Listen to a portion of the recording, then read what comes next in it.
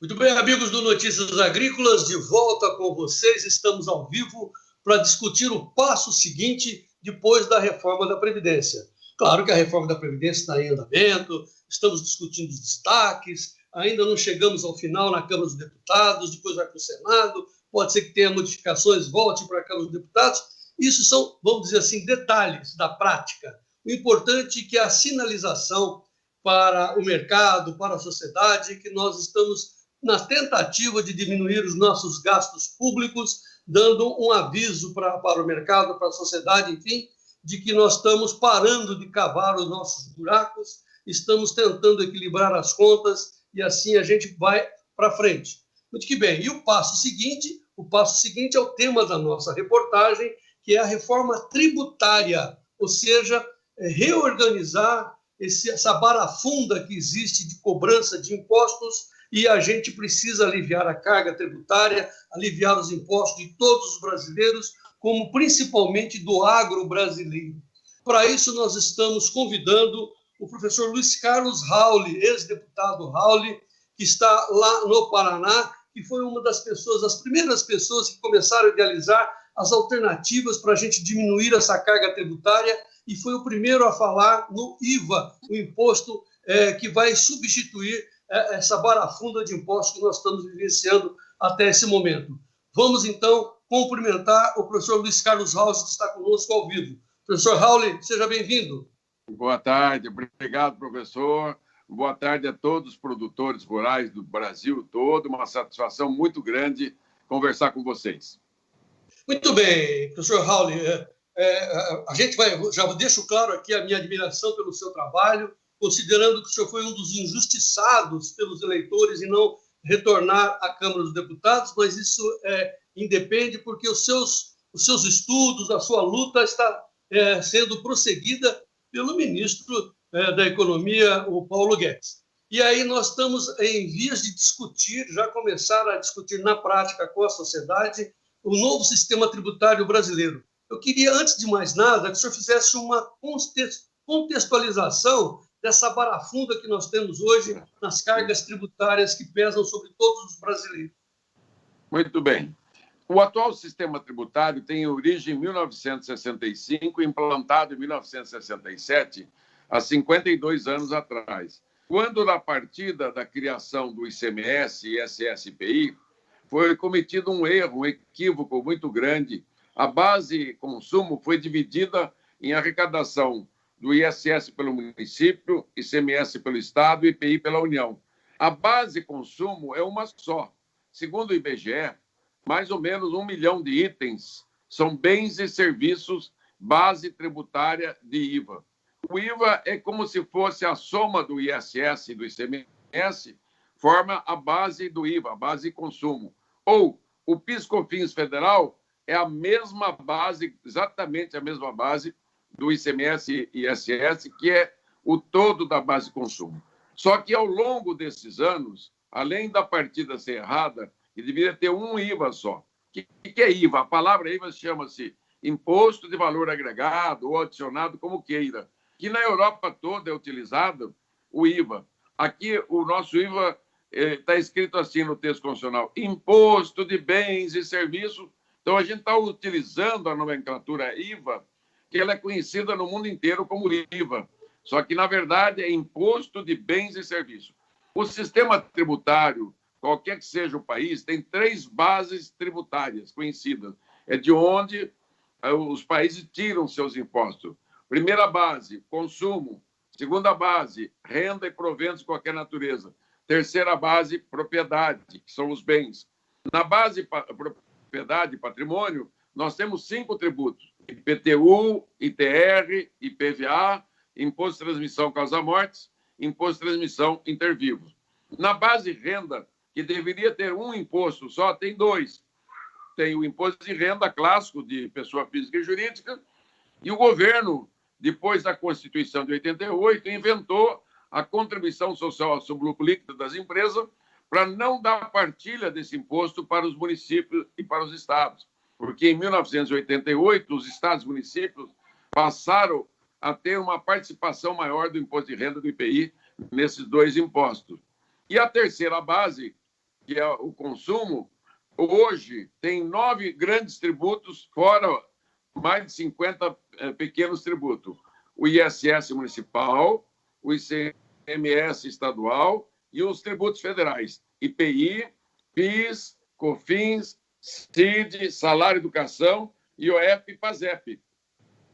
Esses 9 tributos, na nossa proposta, viram um IVA de cobrança destino, alíquota por fora, acaba com toda essa guerra fiscal, acaba com toda essa parafernália. Então, este IVA vai incidir basicamente sobre 1 milhão de itens, de bens e serviços, porque aí a base serviço e bens se funde, acaba essa divisão de ISS com ICMS, como já é hoje o PIS/COFINS, que é uma base só.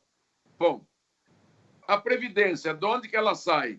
Se ela é previdência do empregado, é tipo renda, né?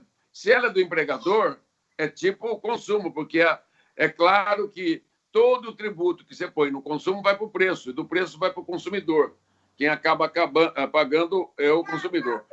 Quando você exporta o produto in natura, ou semi-elaborado, ou industrializado, ele é obrigado a devolver o imposto, que nenhuma nação exporta imposto, nenhuma importa impostos. Então, você tem que ter em mente que o tributo no mundo inteiro é de quem consome, não é de quem produz. Então, nós estamos consertando todos esses erros. Primeiro, o erro matricial de 52 anos atrás, né, de fazer um IVA só, como a Europa inteira só tem um IVA, destino, sem guerra fiscal entre os estados, né, e cobrança bastante clara, bastante limpa. Então, essas 3 bases ficarão bem definidas para o contribuinte e para toda a sociedade. Depois eu vou discorrer mais.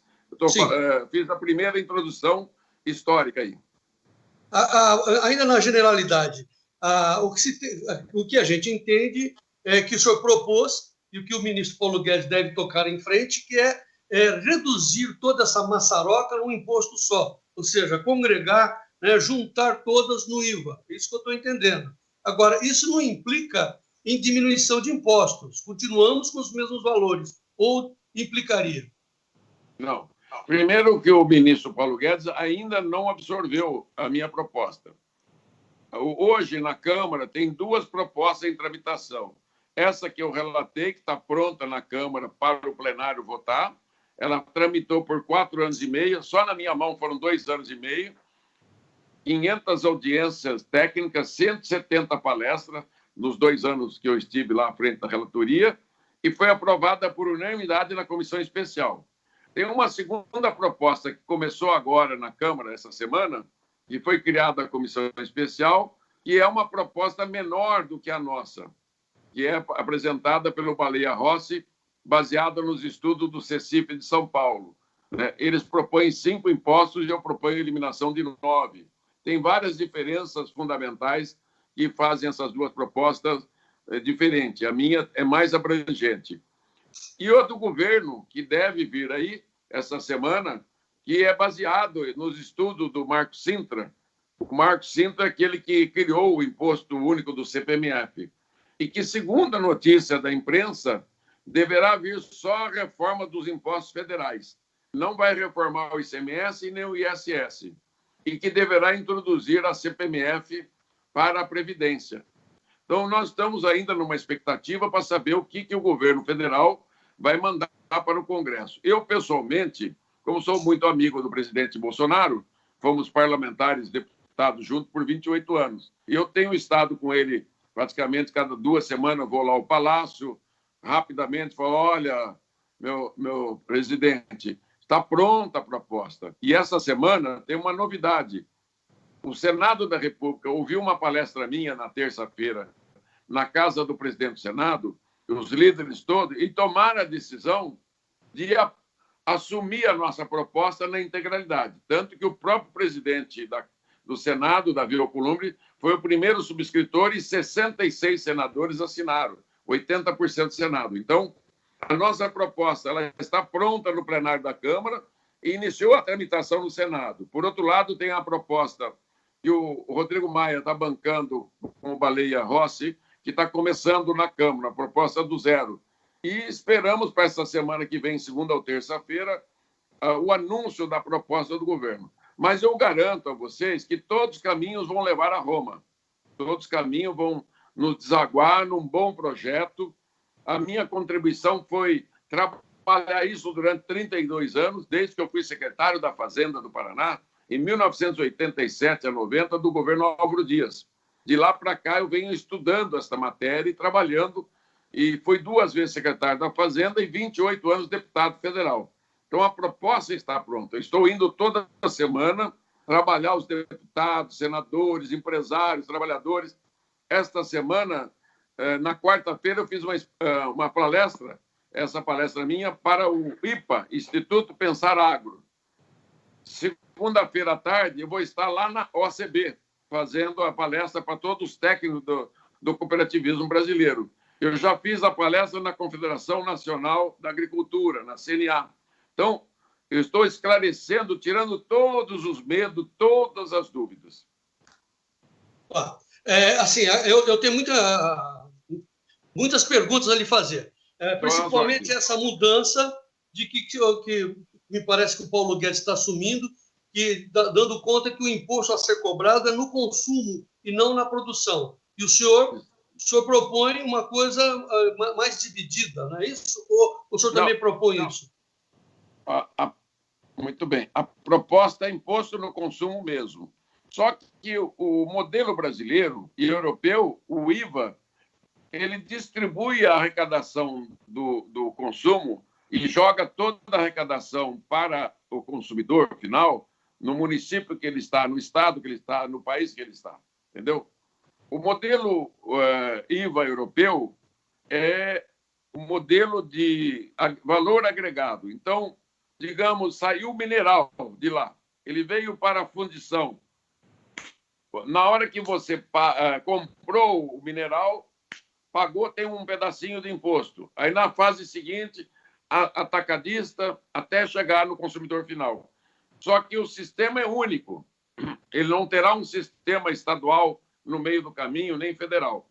Então, o nosso IVA vai ter um comitê gestor para arrecadar esse imposto estadual municipal. Ele é um organismo técnico único e vai se encarregar desse processo. Uma segunda coisa boa, novidade tecnológica. O nosso modelo tributário, além da simplificação de 9 tributos em 1, podendo também acrescentar, se quiser, a contribuição patronal do INSS dentro do IVA, ok? Pode ficar muito bem encaixado dentro do IVA, não precisa de nenhum outro tributo, e totalmente eletrônico. Então, o segundo coração da nossa proposta é a tecnologia 5.0. As transações serão todas eletrônicas, nota fiscal eletrônica, não fica um papel, não fica nenhum ato declaratório e não precisamos mais do fato gerador. O que é o fato gerador? Saiu um caminhão de abóbora da roça, veio para a cidade. Isso é um fato gerador. Saiu uma carga de soja, foi de um lado para o outro, é um fato gerador. Nós eliminamos isso. Nós não queremos acompanhar a movimentação física, nós vamos acompanhar a movimentação financeira. Então, cada transação dessa tem uma transação bancária, que vai ser com uma nota eletrônica e o pagamento relativamente a na hora que você fizer o pagamento de quem você está comprando, o imposto fica retido. Gera um crédito financeiro, como se fosse a nossa conta bancária. Imagine a conta bancária da empresa, a conta bancária da pessoa física, a hora que eu recebo o meu salário, a hora que eu pago minhas compras, naquele momento já fica garantido o imposto e gera um crédito para a empresa na etapa seguinte, até chegar no supermercado, qualquer outro estabelecimento comercial final. Chegando na exportação, o crédito é na hora devolvido para o exportador. Então, nós fazemos uma limpeza, não fica um papel dos bilhões de papéis que tem hoje na burocracia, que fez do Brasil um manicômio tributário jurídico, né, com bilhões de papéis todos os dias, e simplifica tudo, realmente. Uma outra observação, o imposto nunca mais ficará dentro da empresa para pagar no mês seguinte.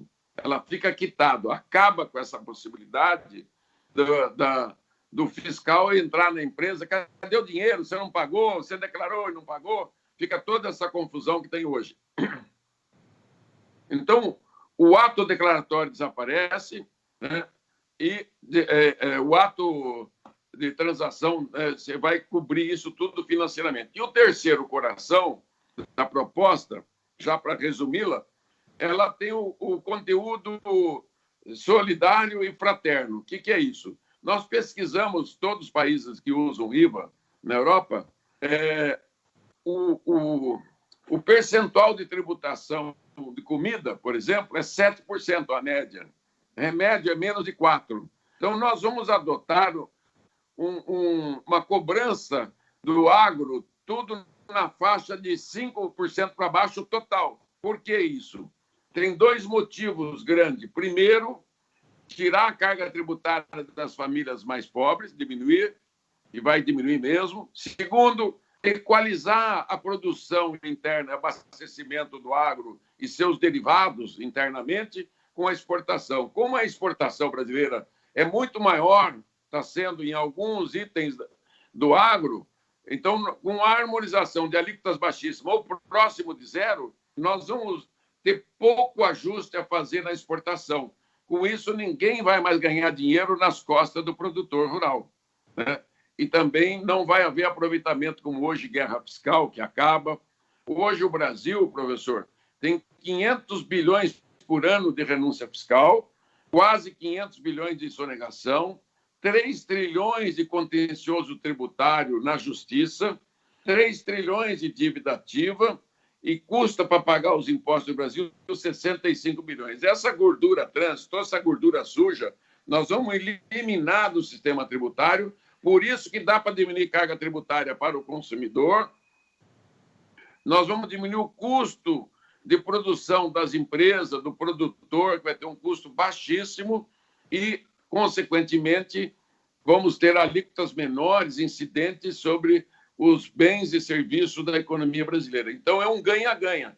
Nós vamos arrecadar os mesmos 33% com uma carga de alíquota menor, entendeu? Hoje, para você arrecadar os 33%, você tem alíquota de 43% do PIB. Então, nós temos 10% do PIB, um pouco mais, de tributos perdidos em benefícios, guerra fiscal, sonegação, planejamento fiscal e etc. Tá bom.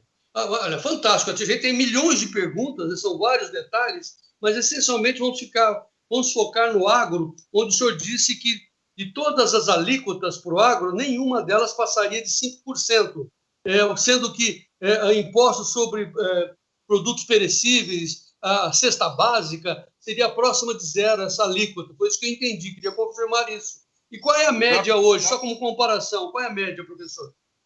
A tributação comida hoje no Brasil, estudo da BIA, Associação Brasileira de Indústria e Alimentação, é 33%. Né? Mesmo considerando as isenções da cesta básica. A ideia nossa é zerar isso. Zerar, eu acho que não fica bom para nós do agro, porque vai acumular muito crédito, ok? Então, é melhor ter uma alíquota do tamanho do crédito, que vai acumular na cadeia produtiva de cada setor do agro. A soja saiu do campo, foi para a cooperativa ou foi para o armazém, foi para o exportador ou foi para a indústria de esmagamento. Então, é melhor ter uma alíquota modal baixa, isso está previsto na minha emenda constitucional, e no outro projeto não tem nada disso, porque a minha vivência como secretário da Fazenda, como produtor rural, como economista, a minha visão econômica é não dar prejuízo, nenhuma vantagem para nenhum elo da cadeia. Porque hoje, na cadeia do agro, quem acaba ganhando nas nossas costas são os que estão indo para a exportação para frente. Então, o produtor rural vai ficar tranquilo nisso, porque ele, ao produzir, ele vai ter o preço dele e os insumos dele creditado. Tudo que ele tiver, ele vai acreditar. Então, isso vai ser muito bom, porque vai ser tudo com nota eletrônica e tudo online. Então, vai ser automático. Em pouco tempo, a gente faz do Brasil um sistema moderno, dos mais modernos do mundo. Hoje, nós, em 190 países, o Banco Mundial fez a medição agora, soltou o relatório anual deles, nós estamos em 184º pior sistema do mundo. Em 190 países, só ganhamos de 6 países. Isso é uma vergonha para o Brasil. Esse novo modelo simples, tecnológico e justo para fazer justiça à distribuição de renda, ele vai nos colocar entre os 10 mais modernos sistemas do mundo. Professor Raul, de novo, só para repetir o que o senhor disse, pelo que eu entendi, hoje, e de modo geral, os produtos do agro têm uma alíquota geral, média, de 33%, segundo os levantamentos que o senhor tem nas mãos. E isso, com as modificações propostas pelos seus estudos, essa alíquota máxima cairia para 5%, ou seja, de 33% para 5%, é isso que eu entendi? Exatamente. É isso mesmo. Vamos fazer agora uma comparação bem popular. Vamos pegar o meu vizinho. Eu estou aqui no campo, tem um vizinho que produz tomate aqui. Não quero partir do início que ele comprou adubo, semente, nada. Vamos partir do momento que ele está colhendo, tá certo? Ele está colhendo tomate hoje, botou na caixa, ok? E ele vai lá para a pedra lá da CEAGESP e vende essa caixa lá na pedra para o comprador dele. Aí ele recebe um dinheiro e dá uma nota. É isso? Nesse instante, ele explica esse momento para mim. Ele deu uma... Como é que acontece? Se esse produtor pegou a caixa de tomate dele, vendeu no Ceasa, Isso. se ele não registrar no banco essa entrada e saída, ele não será registrado. Só será registrado se ele chegou na propriedade, na sua propriedade. Eu fui lá e comprei uma caixa de tomate. Te paguei com um cartão de crédito ou com uma transferência. Aí o tributo incide, ok? Aí essa caixa de tomate foi para o Ceasa vendeu para a indústria de massa de tomate. Então, esse pedacinho do tomate, a primeira equação saiu a R$1, foi para o Ceasa, foi tributado a R$1, foi para o Ceasa vai passar ele para R$3, vende para a indústria de tomate e vai fazer massa de tomate ou ketchup e assim por diante. O massa de tomate vai para o atacadista para o varejista. Em cada etapa chama o valor adicionado. O que for agregando, a alíquota incidente de 5%, né, vai ser sobre a cada etapa. Então, quando chegar no final, mesmo que esse tomate tenha ido para a indústria, agregado muito valor, digamos que esse ketchup chega a R$20, né, ele vai estar com a mesma alíquota de 5% do início ao final da cadeia, sendo que a primeira etapa só paga 5 centavos de R$1, ok? Então, e agora, se esta operação não passar por uma transação financeira, em uma nota eletrônica, ela não será alcançada. Tá. Não, entendi bem. Agora caiu, vamos dizer assim, caiu a minha ficha aqui. Então, as tributações serão feitas no momento da operação financeira. Elimina-se aquela coisa antiquada do século retrasado de tirar a nota e pega aquela nota e vai recolher aquela nota no contador, ali você paga aquele imposto. Isso é uma parte. Então, assim, eu vendi a caixa de tomate lá na Ceasa e realizei uma operação financeira. Aquela entrada daquele dinheiro na minha conta, no meu banco, aí sim que ela vai ser creditada. É na operação financeira, portanto. Exatamente. Você pegou bem a coisa agora. Não precisamos de uma nota de produtor, não precisamos de nada, nem da guia no mês seguinte. Ela encerra no ato. Aquele produtor está exonerado disso, o Ceasa também já se livra disso, vai para a indústria, né, quem comprar dela já vai encerrando até a hora que o consumidor final passou o cartão de crédito na última operação, está tudo pago. Então, vamos entender assim, toda a cadeia, entre aspas, pagará o seu imposto. Vamos imaginar que a alíquota seja de 5%. O cara da pedra lá da CEAGES pagou 5%, vendeu o tomate lá para o restaurante fez a operação, paga 5% na operação financeira e assim por diante. não há, entre aspas, recibo, necessidade de recibo. É simplesmente a comprovação financeira. É isso, doutor Raul?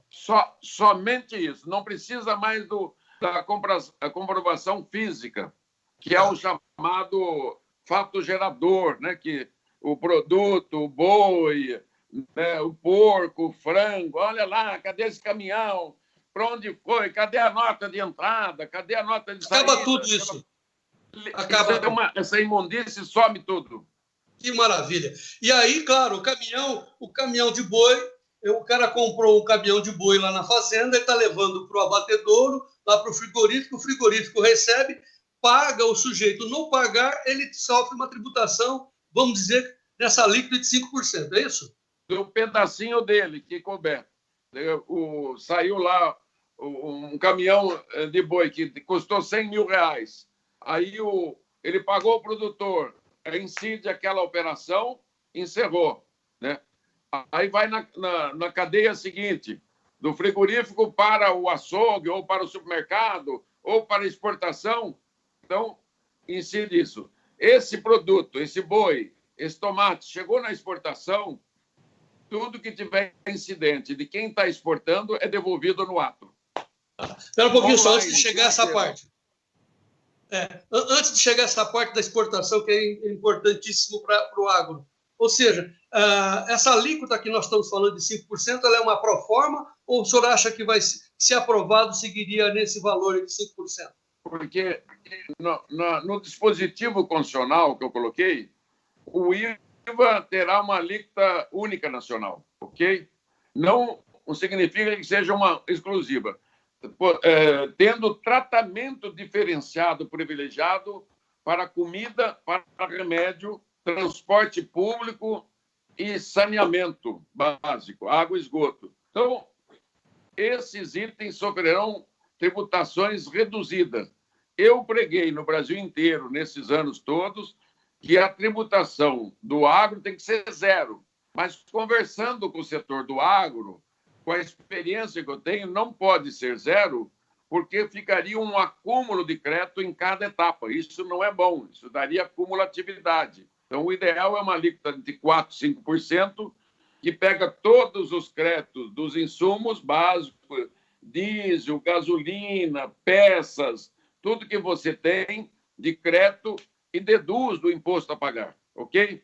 Para que o IVA seja um imposto de valor adicionado, ele tem que deduzir tudo que foi pago para trás de todo tipo de insumo que aquela atividade econômica teve.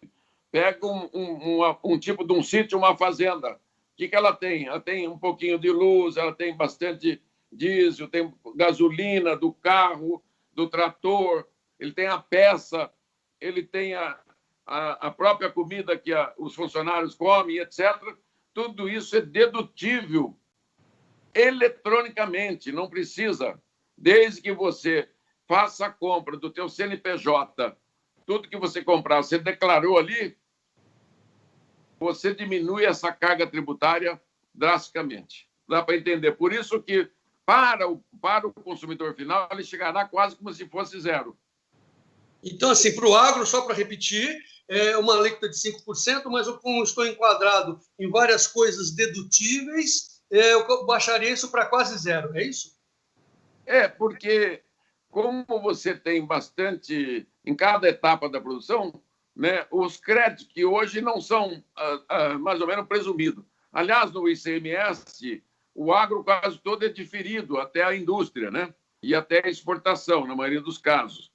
Mas quando o agro ele chega na indústria e ele transformou em semi-elaborado ou industrializado, ele vai para o comércio interno, ele passa a ter uma tributação cheia hoje, né? 18 de ICM, que não é 18, na verdade é 23, porque o ICM é 18, ele é 18 por dentro, não é 18 por fora, e ainda incide os impostos federais, né, dentro dele. Isso acaba dando 23% de alíquota. Isso acaba tudo, entendeu?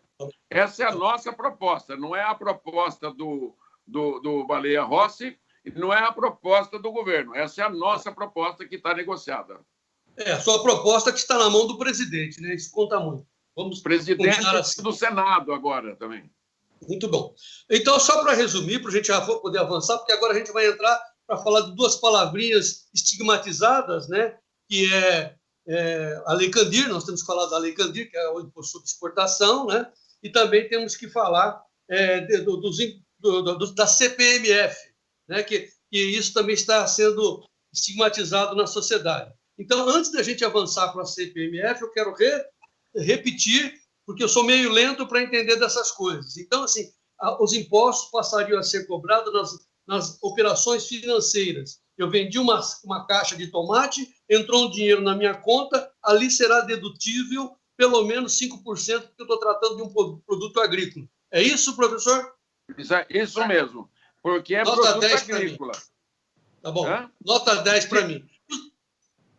Se for outro produto, vai ter alíquota de 25%. Entendeu? Tá bom. Eu comprei um óculos. O óculos vai incidir 25%. Ok? Para não confundir que tudo é 5%. Com 5% não paga a conta, né? Tá. Então, com 5% é para o agro. Por 5% é para o agro. Eu e a minha equipe, em conversa com o Brasil todo, decidimos que esse setor tem que ser o menor. Em dois aspectos. Fortalece o agro, resolve o problema da exportação desses estoques de crédito que não são devolvidos, nunca são devolvidos. Hoje o Brasil está bicado com bilhões, mais de 80 bilhões de ICMS e mais de 40 de tributos federais. E segundo, para diminuir a carga tributária do consumidor final. O consumidor final paga 33%, 34% de carga tributária na comida.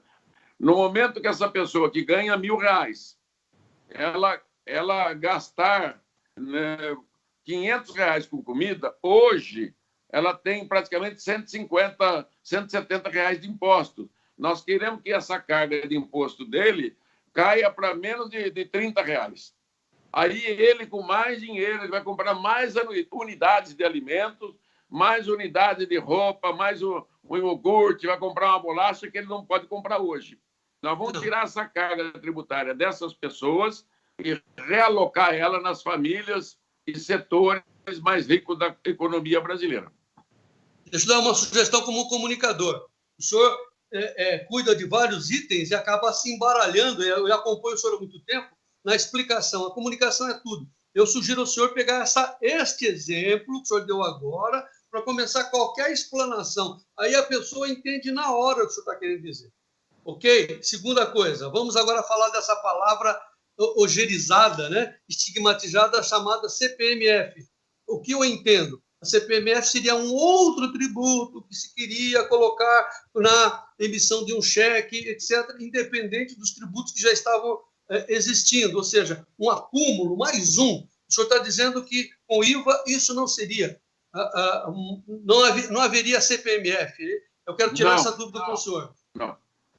No começo da minha proposta, 2 anos e meio atrás, tinha... o CPMF era assim, IOF previdenciário para cobrir a folha de pagamento.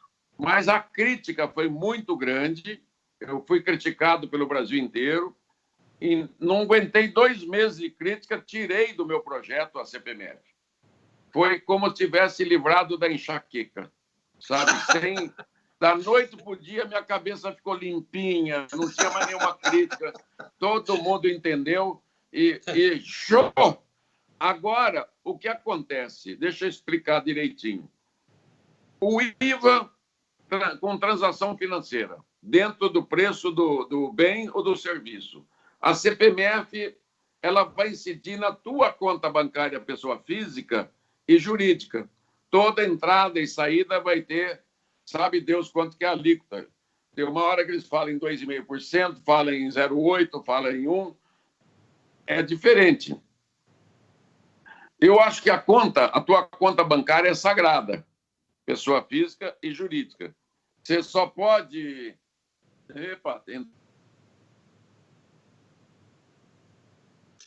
Perdemos o sinal do professor Luiz Carlos Raul, vamos reconectá-lo, porque, enfim, as explicações dele estão sendo maravilhosas, pelo menos pelo meu entendimento, imagino que os senhores aí do Notícias Agrícolas também, e nós estávamos falando nesse exato instante da CPMF, que, segundo o professor Raul, deu-lhe uma dor de cabeça imensa, No momento que ele tirou isso da frente, show CPMF, ele passou a dormir. É isso, né, professor? Entrou uma ligação e acabou cortando. Aí agora só tem que adicionar de novo, apertar o botãozinho da câmera, professor. O senhor tem que apertar o botãozinho da câmera para eu poder vê-lo novamente. Ah, tá. Deixa eu ver como é que eu faço. É só apertar o botãozinho da câmera que a gente... Como é que eu faço para não entrar chamada? Pergunta para o teu... o senhor teria que... vamos passar por esse risco mesmo. O senhor voltou, ok. Só recua um pouquinho, o senhor está com a tela cortada, é isso. Muito bem. Então, o senhor estava falando que o senhor tirou a CPMF da sua vida. E agora? Agora, o IVA. O IVA é um tributo que incide em cada etapa da cadeia produtiva no financeiro, que você pegou bem isso. Entrou dinheiro no banco relativamente àquele bem, aquele serviço, paga o imposto. É muito melhor você fazer com segurança na formação de preço relativo da economia, pegar a Previdência, que é 21% alíquota, mais o salário de educação, que já está dentro da minha proposta, né? Se quiser pegar até o Sistema S, coloca ele todo dentro do IVA. Nem que a alíquota vá para 30%, é desejável que passe pelo IVA e não pela transação financeira. Porque a movimentação financeira do cheque, da conta bancária, eu mando dinheiro para o meu filho, 5 mil, para pagar lá uma despesa urgente minha, em seguida ele me devolve 5 mil reais, ele tributa na ida e tributa na volta. Isso não é uma transação financeira, não é uma compra e venda. É uma movimentação financeira minha, familiar, entendeu? Então, nós não desejamos a CPMF nesse processo. Mas, se o Marco Sintra, né, bancar isso, ele vai ter que convencer o país. Claro, se eu me oponho a isso, eu não me oponho. Só estou dizendo que vai passar por um processo muito difícil de crítica, que eu já passei por essa crítica, professor, e não aguentei. Olha que eu sou um homem de 47 anos de vida pública, não aguentei a crítica. Né? Eu sou brioso, eu enfrentei, né, desafios desses anos todos no combate no Congresso, fiz 2 impeachments, etc., né? Mas nessa não dá. Eu afinei, como diz assim, afinei. Então é muito difícil. E olha, com toda honestidade, esse modelo de cobrança que vai ser feito, é o modelo Abu Dhabi, de um empresário de Santa Catarina, bolou isso, né? E está sendo colocado à disposição do Brasil, né, para usar esse modelo de cobrança gratuitamente. Então, é uma revolução na cobrança do imposto no Brasil. Outro dia eu expus para o Delfim Neto rapidamente, numa conversa como a minha e a tua, ele falou, Raul do céu, só a parte eletrônica é uma revolução para a tributação brasileira. É isso mesmo, a simplificação, a parte de cobrança eletrônica e a possibilidade de você diminuir a tributação da baixa renda vai fazer o Brasil crescer e prosperar, ter igualdade de tratamento entre as empresas. Hoje, o problema é que uma empresa tem benefício, outra não tem, outra faz planejamento fiscal, outra sonega, outra declara que vai pagar e não paga. Isso tudo, todas essas espécies serão eliminadas na simplificação e na tecnologia de ponta 5.0. Muito bem, agora vamos à questão da exportação dos alimentos. Vamos falar da tal da Lei Candir. Com a sua proposta do IVA, a Lei Candir seria eliminada, mas o crédito para o exportador continuaria. Nos explique isso. Bom, eu posso falar com conhecimento de causa, de cátedra, como disse, porque eu que fiz a Lei Candir. Ele levou o nome do Candir porque ele era autor do projeto. Eu que fui o relator da Lei Candir, que é a lei do ICMS. Também fiz a lei do Super Simples. Eu que fiz a lei do Super Simples. Então, dali que veio a ideia da simplificação mais radical de tudo, porque os resultados são extraordinários. O que é a Lei Candir? A Lei Candir é a regulamentação da lei do ICMS. Em 88, quando terminou a Constituição, foi mexido na base do ICMS, foi incluído os impostos únicos de energia, de combustíveis, de telecomunicações, de transporte e minerais. E precisou ser feita uma lei em janeiro de 89, e eu era secretário da Fazenda naquela época, do Álvaro Dias. E eu participei desta reunião, participei da Constituinte em defesa de estados e municípios, e participei em janeiro da resolução do ICMS. Como tinha passado 90 dias, não tinha sido regulamentado o ICMS, nós, o secretário da Fazenda, reunidos em Brasília, criamos uma resolução que regulamentou o ICMS, independente até esperar o dia da lei complementar.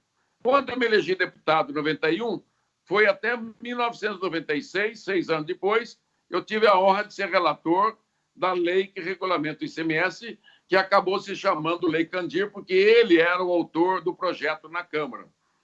E nessa época do governo do FHC, e a ideia do governo, nossa, do Congresso, era não tributar mais exportações. Que os produtos industrializados não eram tributados na exportação, já eram devolvidos. Faltavam os produtos in natura e o semi-elaborado, que tinha alíquota de 13% dos grãos. O que acontecia naquela época? Ora, vamos para o saco de soja hoje de R$70. Cobrava 13% na exportação. Quem é que pagava esse 13%? O exportador? Não. Caía, o produtor recebia R$10 a menos. É isso que nós livramos o produtor. Por isso que a Lei Candir, ela foi ao lado da tecnologia, das pesquisas do Embrapa e do arrojo da competência do produtor rural brasileiro, transformou o Brasil um dos maiores produtores em volume e agora também, né, em capacidade de produtividade da soja. Então, a pesquisa da Embrapa e a par de tantos outros pesquisadores de todos os institutos do Brasil e universidades fizeram do Brasil um dos maiores produtores agrícolas do mundo, também em produtividade. Mas havia esse nó da exportação. Chegava no porto, tinha 13 de ICM, 11 e poucos % do óleo degomado, do farelo de soja, do ferro gusa, do ferro in natura e etc. Então, foi ali que nós resolvemos isso. E eu falo para você, assim, não há perdas para os estados. Para alguns estados, 3, 4 estados, sim, porque eles são mais exportadores do que importadores. Por isso que a conta deve ser bem pequenininha. Toda essa conversa que nós vimos hoje não tem procedimento. Você raciocina aqui. Eu estou exportando 100% e importo 80%. Os 100% que estamos exportando, perdemos 12%. O Estado, hipoteticamente, perdeu 12%. Quando ele importa 80%, qual a alíquota do ICM que o Estado vai pôr? 18%. Não é isso? Não é a alíquota final do Estado é 18%? 18 sobre 80 dá 14. 14 é maior do que 12. Entendeu? O raciocínio de conta de padeiro? Sim. Então, é isso aí. É muito folclore, muita invenção, e que isso aí eles estão usando para não pagar o exportador os créditos de exportação, e que está matando o agro do Brasil hoje. Aqui na minha região de Londrina, Cambé, Rolândia, Arapongas, tem empresas que chegam a ter 40% do patrimônio líquido sem receber de crédito CMS. E o que significa isso? Não tem correção monetária, não tem juro. Eles estão pagando um prejuízo. A hora que essa empresa compradora ela está tendo prejuízo, de quem que ela vai tirar uma parte disso? Do produtor rural. Vai diminuir o preço por unidade, por saca, por quilo de produto rural. Então, eu falo assim, como eu estudo muito, gosto que a minha conta, meu balanço fecha, né, para não cair em contradição. Então, a exportação brasileira, nesse modelo de cobrança que nós estamos estabelecendo, quando o produto chegar no porto, vai haver um crédito financeiro na própria conta bancária. Da mesma maneira que eu retenho o valor do imposto em cada etapa, a hora que ela chegar na exportação, online, não vai precisar entrar em Siscred, ficar em fila para esperar para receber, para ver se o crédito é bom, se o crédito não é bom. Acaba porque a comprovação do crédito é o que foi pago nesse produto para trás. Então, assim, é a mesma sistemática que a gente usou lá no nosso exemplo da caixa de tomate. Não importa que a caixa de tomate foi lá para o Ceasa, não importa que o caminhão de soja foi para Paranaguá. Entrou o dinheiro, crédito financeiro, paga-se o imposto. O problema aí, vamos dizer assim, a diferença aí seria a alíquota, né? Então, somente isso. Certo, professor? Exatamente. Vamos pegar... aqui nunca fiz esse exercício.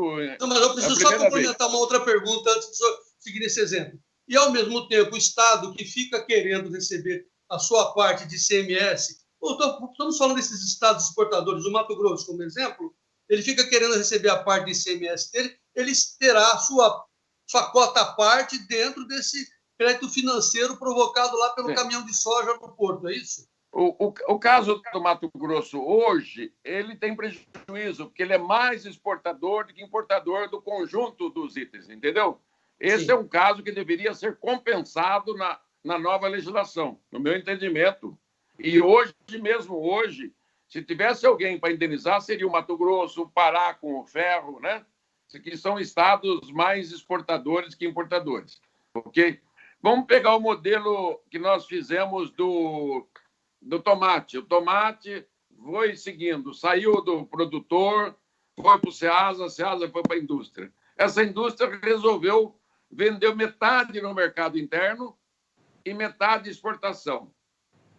A hora que ele exportar esta metade, ele vai receber de volta todos os 5% do valor total que acumulou de crédito até aquele momento desse produto, ok? Digamos que ele chegou na exportação lá, esse produto gerou aí uma margem de valor agregado, ele saiu chegou a R$100 lá, fazendo um chute de novo. Okay. Então, ele vai ter R$5 de crédito na conta dele, ok? Online. Online. Então, como a empresa é dinâmica, ele vai estar sempre na tua conta bancária, quando você vê no final do dia, você está no vermelho ou você está no azul. Então, a mesma coisa vai acontecer com o débito e crédito do ICMS. O livro-razão da empresa vai ser a conta bancária. Não precisa de nenhum livro. Não, perfeito, entendi perfeitamente. Mas vamos pegar esse exemplo final. A empresa exportou ketchup a R$100 e comprou R$1 a caixa. Exemplo. A R$1 a caixa exportou o ketchup a 100. Ele vai estar sendo creditado, vai ser abatido do imposto dele 5%, porque ele está exportando um produto do agro, é isso? Exatamente isso. E digamos que ele seja um outro produto, digamos que seja outro tipo de produto que ele vai estar exportando, vai ser aquela alíquota daquele item. Se for da alíquota modal de 25%, ele vai ter 25% de devolução naquele produto, ok? Por que é importante ter... Aí, deixa eu explicar de novo. Por que é importante ter uma alíquota pequena no agro? Para ninguém levar vantagem na recuperação do crédito. Tanto o exportador não vai se aproveitar, como ele não vai ter prejuízo, como tem hoje. Porque se o fluxo de ICMS tivesse sido normalizado no Brasil, quanto ganho ele teria na exportação com o ressarcimento de crédito de ICM a 18%? Né? Imagine a fortuna que é isso, entendeu? Vou traduzir para o senhor como eu vou fazer o título dessa nossa longa entrevista.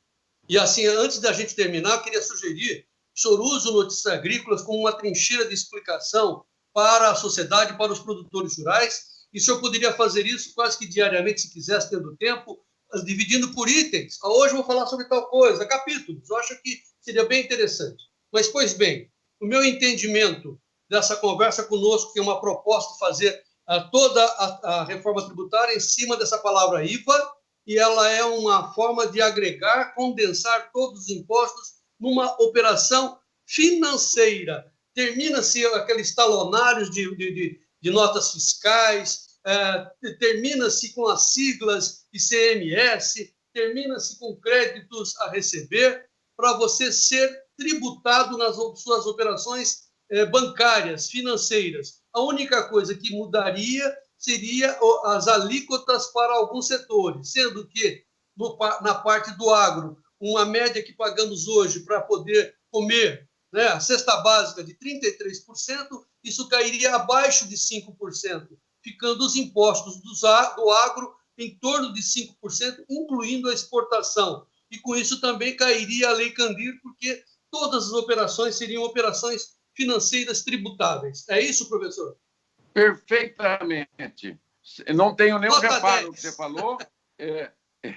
E a concorrência, veja, a concorrência seria leal. Qual é o princípio da economia de mercado? Né? Livre concorrência, isonomia de tratamento dos setores.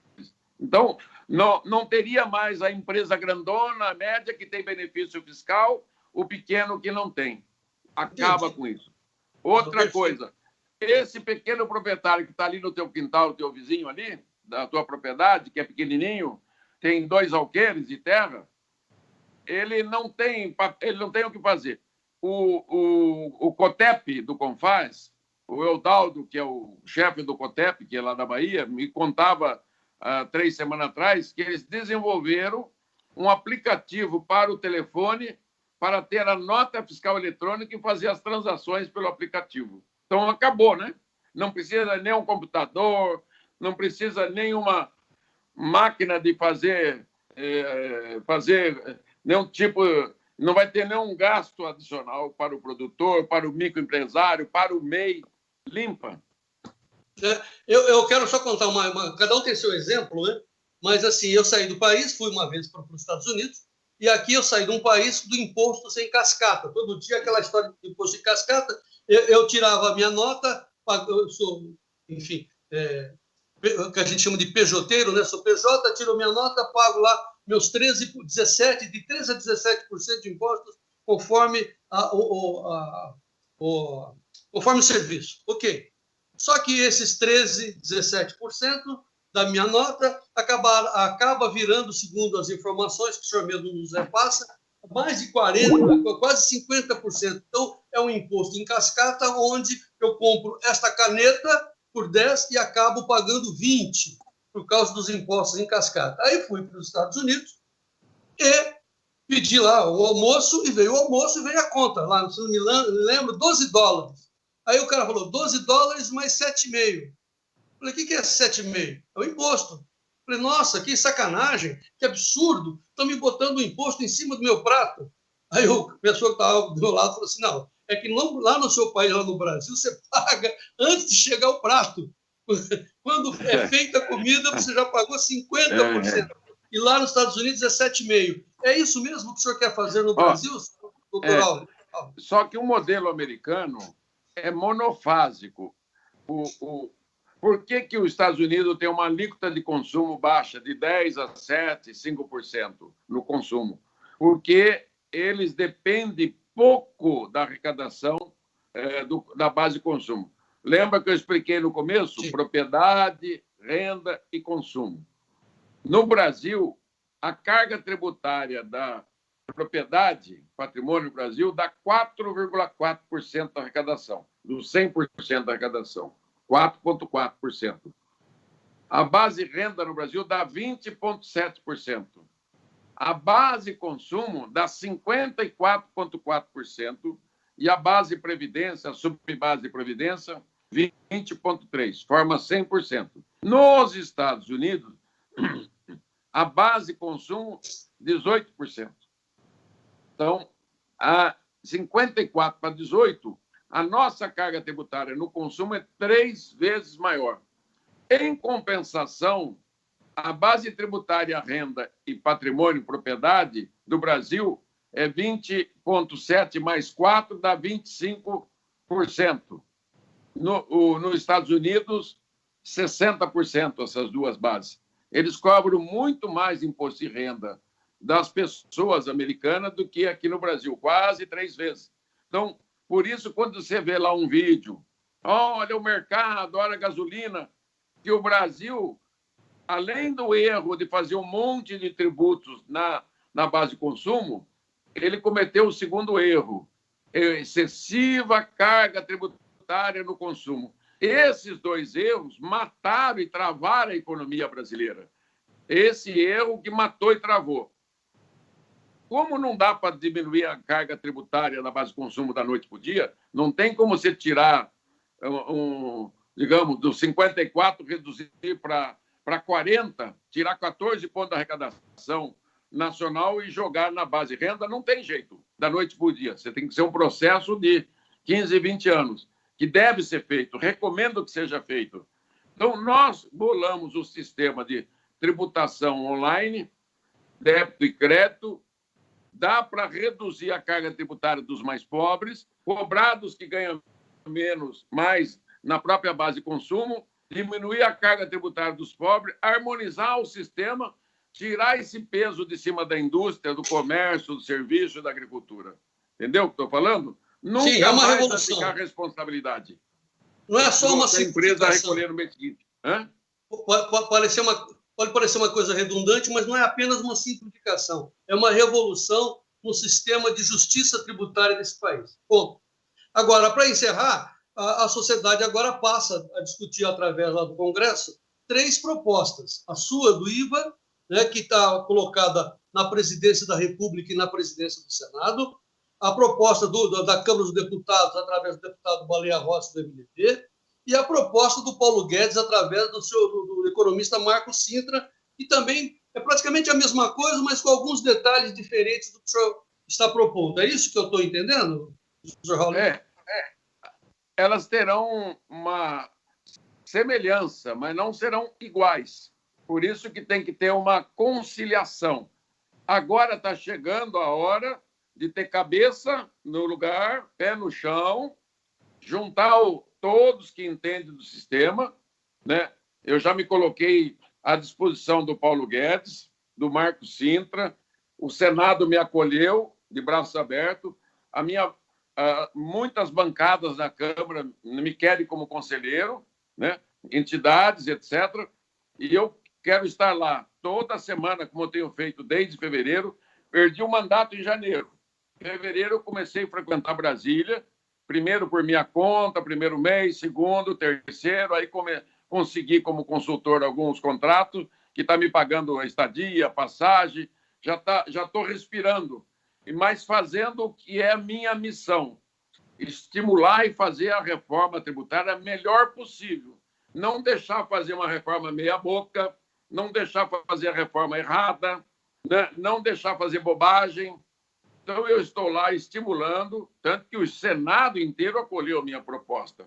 Então, por isso que nós chamamos da nossa proposta de uma reforma reengenharia tributária, tecnológica, com crescimento sustentado e inclusão social, fraterna e solidária. Então, dá para atender todos os problemas graves da economia. A solução do sistema tributário brasileiro vai resolver metade da trava da economia brasileira. Eu chamo de Destrava Brasil a solução da reforma tributária nossa. Olha aqui, a hora que você quiser, depois eu te passo, você pode colocar, é a minha exposição, tem um comparativo da carga tributária do Brasil, OCDE, Estados Unidos e outros países. Isso vai ser muito bom, eu te passo para a tua secretária, você fazer uma comparação da tributação do Brasil no mundo. Carga tributária, renda, consumo, né, propriedade, previdência e outros. Tá? Vou aguardar que o senhor nos mande os seus estudos, o resumo das suas ideias, para a gente colocar abaixo dessa nossa entrevista. E, aproveitando, quero reafirmar a nossa disposição aqui do Notícias Agrícolas e se colocar à sua disposição para que o senhor didaticamente venha explicando, caso a caso, capítulo por capítulo da sua proposta, ou também as suas análises das demais propostas para que o Brasil possa avançar. Professor Luiz Carlos Rauli, quero agradecer muito a sua paciência, a sua atenção para conosco. Quero considerar o senhor, como eu conheço o senhor há muito tempo, um grande brasileiro. Continue assim para o bem e a felicidade de toda a nação. Muito obrigado, professor Rauli. Eu que agradeço, que Deus abençoe o Brasil, abençoe vocês. Foco, força e fé em Deus, que está bem próximo da solução. Vamos lá, vai dar tudo certo. Vamos em frente. Muito bem. Muito obrigado, professor. Muito bem, amigos do Notícias Agrícolas. Tivemos a honra, portanto, e a felicidade de trazer aqui mais uma vez o professor Luiz Carlos Rauli, ex-deputado federal, criador de grandes soluções para solucionar esse impasse em torno das cobranças tributárias. E nós, como acabamos de dizer, vamos ficar à disposição, não só do professor, como de todos os nossos usuários, para esclarecer e fazer com que a sociedade participe cada vez mais dessa nova etapa da reconstrução do Brasil, que é após a reforma da Previdência agora a reforma tributária. Obrigado pela atenção. Daqui a pouco a gente volta com mais informações aqui no nosso Notícias Agrícolas. E vamos em frente.